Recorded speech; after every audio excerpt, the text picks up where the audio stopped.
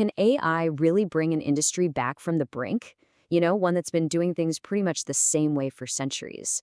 Well, today we're going to dig into that exact question through the story of a company that didn't just adopt AI, it used it to completely reinvent itself from the ground up. All right, let's dive right in. Just imagine for a second. You inherit your family's wool knitting factory. You're dealing with crazy global competition, constant copycats, and processes that feel ancient. So, what do?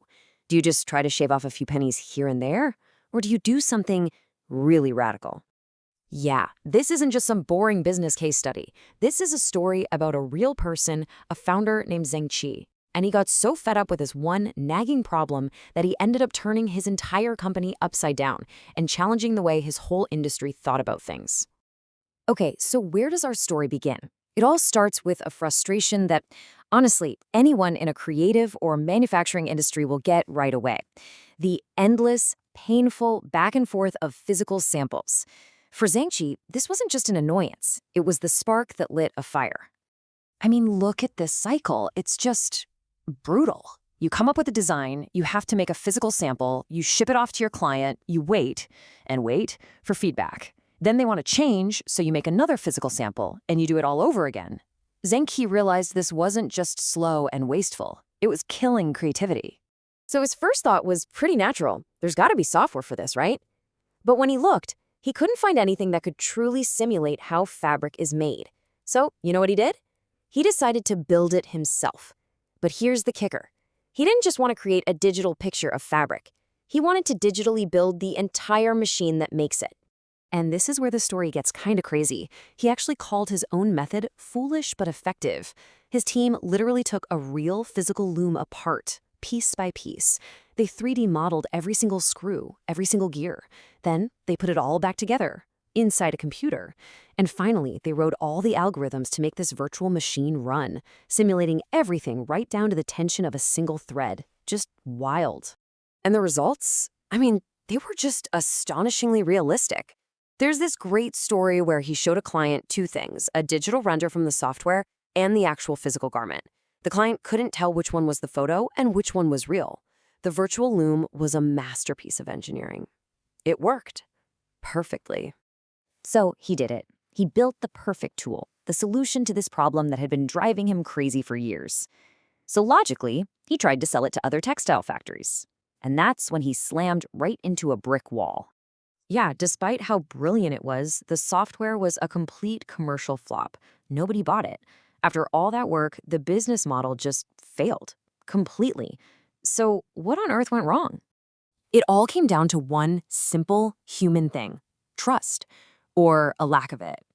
See, the textile industry is super competitive.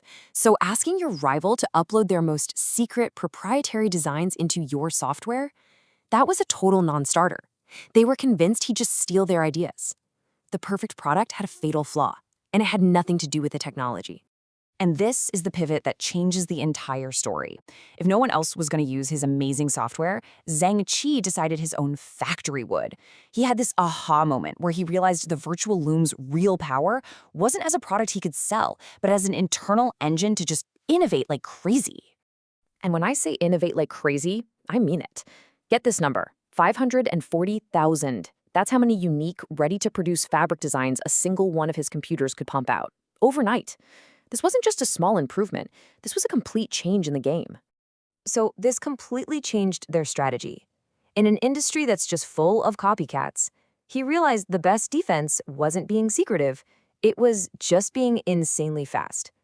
Why even worry about someone copying your design when, by the time they do, you've already created thousands more? You just outrun them. You innovate faster than anyone can possibly steal. But of course, it didn't stop there. This virtual loom, this piece of software, became the brain, the central nervous system, for a whole new kind of company.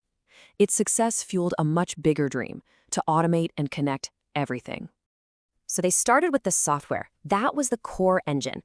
Then they built their own custom hardware, things like automated warehouses just for fabric rolls, and these really practical AGV robots. That's automated guided vehicles. They even built their own custom ERP system because the standard ones just didn't cut it. And then, and this is cool, they built an AI salesperson. So what the heck is an AI salesperson? Well, it's basically a large language model that they trained on years and years of their own company's sales emails. So now, when a customer emails asking about, say, inventory levels or pricing, the AI can instantly check the internal systems and shoot back an answer. The whole point was to make sure that even the smaller clients got a super fast, super accurate response. So after this whole massive journey, from frustration to building this incredible thing to failing to this massive pivot, what was the big lesson learned? This is probably the most surprising part of the whole story. The real value of all this tech, it wasn't what you think. And here it is, straight from the founder himself. He said the biggest value isn't saving costs, it's making the product profit margin higher. It wasn't about making stuff cheaper, it was about making it better, more unique, more desirable. The tech let them create these incredible, complex fabrics that could command a much higher price. And that shifted the whole conversation from how cheap can we make it to how much value can we create. This table really nails the transformation. The old way of thinking was all about cost and volume. Just pump it out. The new AI-driven model, it's all about uniqueness and speed. The most important asset used to be the physical machines on the factory floor. Now, it's the digital designs and the data. And the sales pitch went from just talking about price and quality to telling a story about the fabric's function and innovation. Yeah, this is the key takeaway, right here. AI's real power, in this case, was to supercharge creativity, not just replace people on an assembly line. It let the company offer brands more than just fabric. It let them offer a whole story, a unique product with unique function, backed up by this narrative of digital craftsmanship. And that is something you can charge a premium for. And that kind of leaves us with a final thought to chew on. This story, it isn't really just about textiles, is it? It's about looking at the oldest, most annoying problems in any industry and asking yourself, what's the foolish but effective way to build a virtual version of what we do? Not just to save a few bucks, but to create a whole new kind of value.